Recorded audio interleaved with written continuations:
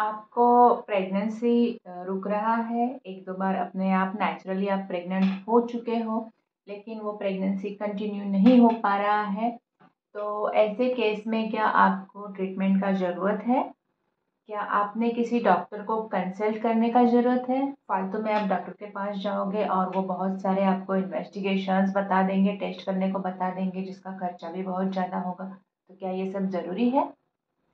और ये आपके साथ ही क्यों हो रहा है? तो आज इन्हीं सारे क्वेश्चंस के आंसर्स आपको मिलेंगे इस वीडियो में, लेकिन आपको ये वीडियो एंड तक देखना पड़ेगा। हाय, मैं डॉक्टर मंजुश्री कोठीकर हूँ। मैं एक IVF स्पेशलिस्ट हूँ।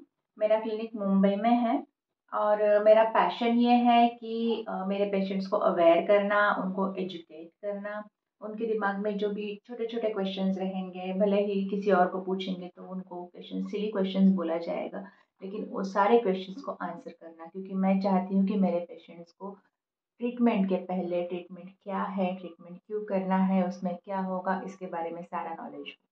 और इसीलिए मैं ये यूट्यूब चैनल चलाती हूँ। यहाँ पे आपको आपके सारे क्वेश्चंस के आंसर्स मिल जाएंगे, लेकिन ऑब्वियसली उसके लिए आपको मेरा चैनल लाइक करना पड़ेगा। तो आज के हमारे वीडियो का टॉपिक है बैड ऑब्स्टेटिक हिस्ट्री। तो बाय डेफिनेशन अगर किसी पेशेंट को 1 या 2 बार प्रेगनेंसी रह चुकी है लेकिन वो कंटिन्यू नहीं हो पाई, तो वो पेशेंट्स को हम बोलते हैं कि उनको BOH है या बैड ऑब्स्टेटिक हिस्ट्री है। तो ये प्रेगनेंसी लॉस जो है वो किसी किसी को होता है इमीडिएटली, जैसे यूरिन प्रेगनेंसी टेस्ट पॉजिटिव आता है, पीरियड्स नहीं आया, इसके लिए यूरिन प्रेगनेंसी टेस्ट किया, पॉजिटिव आया, और उसके बाद 8 या 15 दिन के बाद ब्लीडिंग हो गया, जिसे हम बोलते हैं बायोकेमिकल प्रेगनेंसी। तो ये इमीडिएटली प्रेगनेंसी रुकने के बाद लॉस हुआ हो सकता है।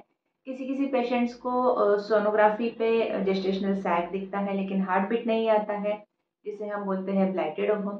किसी किसी को हार्ट बीट दिखता है लेकिन उसके बाद वो डिसअपियर हो जाता है, जिसे हम बोलते हैं मिस्ड अबॉर्शन। किसी किसी पेशेंट्स को 3 मंथ्स प्रेगनेंसी अच्छे से कंटिन्यू होता है और उसके बाद 4th या 5th मंथ में, जिसे हम बोलते हैं सेकेंड ट्राइमेस्टर प्रेगनेंसी लॉस, ऐसे होता है। तो कैसे भी प्रेगनेंसी लॉस हो, हर प्रेगनेंसी में जब आप प्रेग्नेंट होते हो तो आपकी बॉडी को फिजिकल और आपको इमोशनल और मेंटल ट्रॉमा हर लॉस के बाद तो होता ही है। तो डेफिनेटली इस क्वेश्चन का आंसर तो हाँ ही है कि आपको डॉक्टर को कंसल्ट करना चाहिए। आपको ट्रीटमेंट लगेगा या नहीं लगेगा वो डिपेंड करेगा आपका प्रेगनेंसी लॉस का रीज़न क्या है इसके ऊपर। लेकिन आप डॉक्टर को कंसल्ट करोगे तो ही डॉक्टर उसके हिसाब से इन्वेस्टिगेट करेंगे कि बाबा आपका प्रेगनेंसी लॉस क्यों हो रहा है। तो ये बैड ऑब्स्टेटिक हिस्ट्री, इसके रीजंस क्या क्या हो सकते हैं? तो उसका जो कॉमनेस्ट रीजन है वो ये है कि जेनेटिक फैक्टर, मतलब जो एम्ब्रियो बन रहा है, आपका जो बेबी बन रहा है, वो जेनेटिकली डिफेक्टिव बन रहा है एंड इसके लिए नेचर उसको कंटिन्यू नहीं होने देता है, एंड वो कॉमनेस्ट कॉज है। तो वो जेनेटिकली डिफेक्टिव क्यों बनेगा? क्योंकि वो जिस चीज़ से बन रहा है वो बन रहा है एग से और स्पर्म से। तो अगर वो एग या स्पर्म इन दोनों में से किसी में जेनेटिक डिफेक्ट रहेगा तो डेफिनेटली उससे बनने वाले एम्ब्रियो में भी जेनेटिक डिफेक्ट रहेगा। कभी कभी देखा जाता है कि जब फर्स्ट कजिन्स या रिश्ते में शादी हो जाती है, कंसेंजुअस मैरिज हम जिसे बोलते हैं, उसमें ऐसे प्रॉब्लम्स होने के चांसेस ज़्यादा होते हैं। अभी सेकंड रीज़न ये हो सकता है कि यूट्रस यानी कि बच्चेदानी, जहाँ पे वो एम्ब्रियो चिपक के बढ़ने वाला है, वहाँ पे अगर कुछ प्रॉब्लम है, उसकी वजह से भी प्रेगनेंसी लॉस हो सकता है। तो वहाँ पे क्या प्रॉब्लम हो सकता है?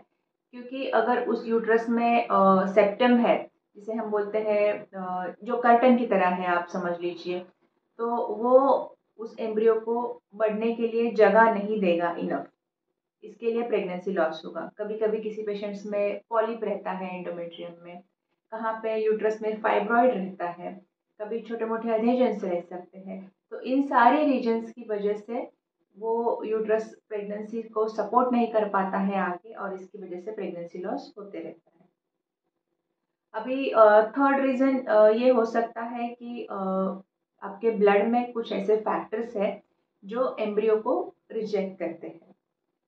हम उसे बोलते हैं एंटी फॉस्फोलिपिड एंटीबॉडी सिंड्रोम या ACLA सिंड्रोम, जहाँ जिसकी वजह से क्या होता है, आपके ब्लड में क्लॉट्स क्रिएट होते हैं जो उस एम्ब्रियो को आफ्टर इम्प्लांटेशन उसको ब्लड सप्लाई स्टॉप कर देते हैं, जिसकी वजह से प्रेगनेंसी कंटिन्यू नहीं हो पाता है।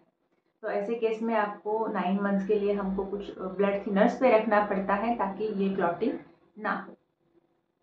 कभी कभी अगर आपको अनकंट्रोल डायबिटीज़ है या आपका थायराइड अनकंट्रोल है, मतलब हाइपोथायराइडिज्म है लेकिन वो TSH बहुत ही ज़्यादा हाई है या बहुत ही ज़्यादा कम है, हाइपरथायराइडिज्म है, तो ऐसे केसेस में भी मिसकैरेज हो सकता है। और कभी कभी एग्जैक्ट रीज़न ऑफ मिसकैरेज हम फाइंड आउट नहीं कर सकते, जिसे हम बोलते हैं अनएक्सप्लेन। मतलब कुछ तो रीज़न है लेकिन साइंस अभी तक वहाँ पे नहीं पहुँच पाया है कि उसका रीज़न फाइंड आउट कर सके। तो अभी ये रीजंस के हिसाब से आपको ट्रीटमेंट लगेगा या नहीं लगेगा वो एडवाइस किया जाएगा। तो पहले तो जेनेटिक टेस्टिंग आपका करना चाहिए, कपल का कैरियोटाइप, जहाँ पे पता चलेगा कि आप में कुछ जेनेटिक डिफेक्ट है क्या। यूट्रस के टेस्टिंग के लिए हिस्ट्रोस्कोपी या 3D सोनोग्राफी वगैरह ऑप्शंस होते हैं। एंटीफॉस्फोलिपिड और एंटीकार्डियोलिपिड एंटीबॉडीज़ का भी टेस्ट किया जाता है ब्लड में। थायराइड शुगर्स वगैरह भी चेक किए जाते हैं। और एम्ब्रियो जो आपके और एग से और आपके हस्बैंड के स्पर्म से बनने वाला है, उसके जेनेटिक टेस्टिंग के लिए भी अभी एक ऑप्शन अवेलेबल है जिसे हम बोलते हैं प्री इम्प्लांटेशन जेनेटिक टेस्टिंग।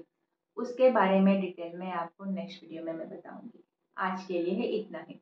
अगर आपको कुछ डाउट्स है तो आप मुझे नीचे कमेंट्स में पूछ सकते हो, या अगर आपको कंसल्टेशन के लिए आना है तो मेरा क्लिनिक मुंबई में है और यूट्यूब से आने वाले पेशेंट्स को मेरे क्लिनिक में फर्स्ट कंसल्टेशन हमेशा फ्री रहेगी। Thank you.